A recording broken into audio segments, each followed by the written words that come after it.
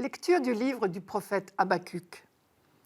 Combien de temps, Seigneur, vais-je appeler sans que tu entendes, crier vers toi violence sans que tu sauves? Pourquoi me fais-tu voir le mal et regarder la misère? Devant moi, pillage et violence, dispute et discorde se déchaînent.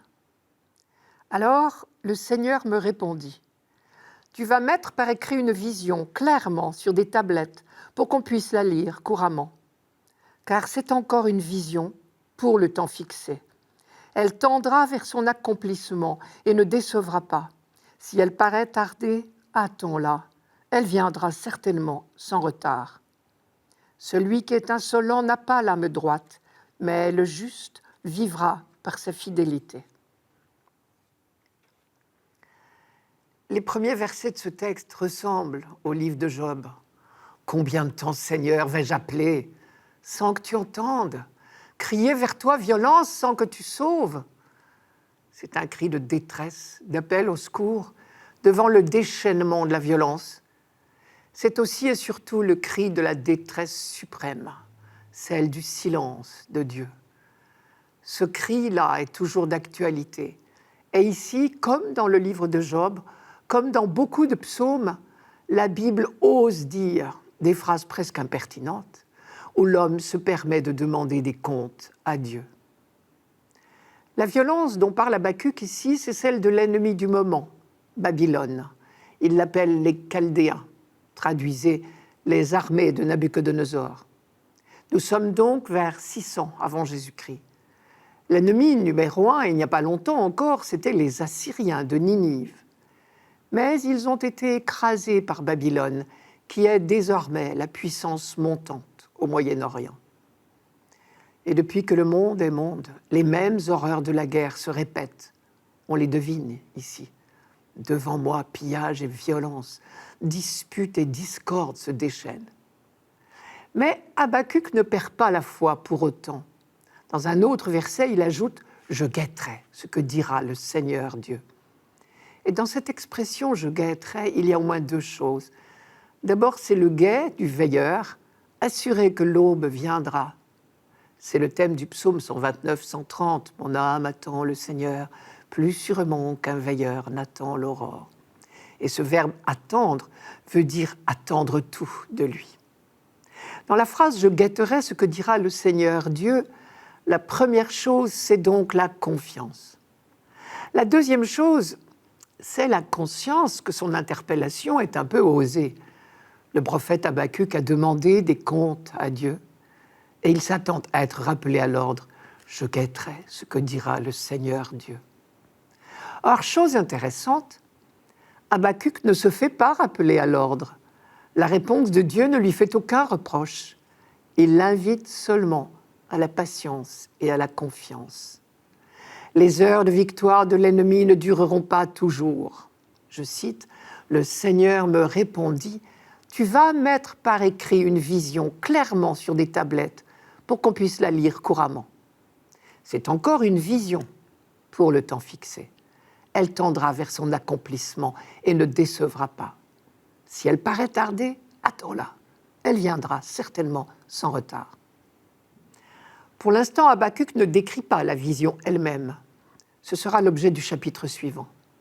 Mais on s'en doute déjà, il s'agit de la libération de ceux qui actuellement sont opprimés. Pour autant, Dieu n'a pas vraiment répondu à la question.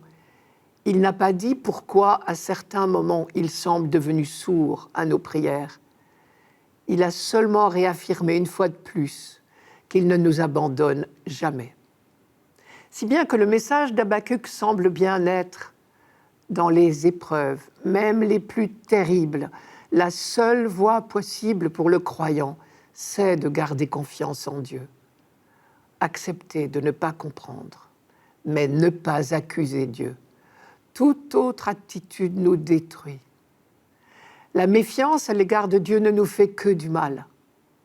C'est probablement l'un des sens de la formule finale de ce texte. Le juste vivra par sa fidélité. Pour le dire autrement, c'est la confiance en Dieu qui nous fait vivre. Le soupçon ou la révolte nous détruit. En revanche, il est permis de crier notre souffrance. Si la Bible, dans le livre de Job, comme dans les psaumes, nous fait lire les cris de détresse et même les reproches faits à Dieu, c'est qu'un croyant a le droit de crier sa détresse, son impatience de voir cesser la violence qui l'écrase. Je reprends la dernière phrase. « Celui qui est insolent n'a pas l'arme droite, mais le juste vivra par sa fidélité. » L'insolent, c'est Babylone, qui s'enorgueillit de ses conquêtes et qui croit fonder sur elle une prospérité durable. Le juste, lui, sait que Dieu seul fait vivre. Et à ce sujet, l'exemple le plus célèbre dans l'histoire d'Israël, c'est Abraham. Quand il a quitté son pays, sa famille, sur un simple appel de Dieu, il ne savait pas bien où Dieu le conduisait, vers quelle destinée. Quand, encore sur un appel de Dieu, Abraham s'apprêtait à offrir son fils unique, il ne comprenait pas, mais il a continué de faire confiance à celui qui lui a donné ce fils. Et là encore, sa foi les a fait vivre, lui et son fils. C'est au chapitre 22 de la Genèse.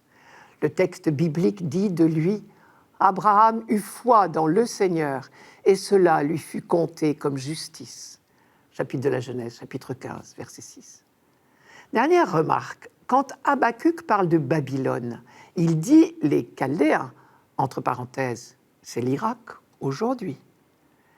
Mais souvenons-nous, Abraham lui-même était un Chaldéen. Et Abraham est qualifié de juste par la confiance qu'il a manifestée envers Dieu. Alors que les Chaldéens, ses compatriotes, quelques siècles plus tard, sont traités d'insolents, qui n'ont pas l'âme droite.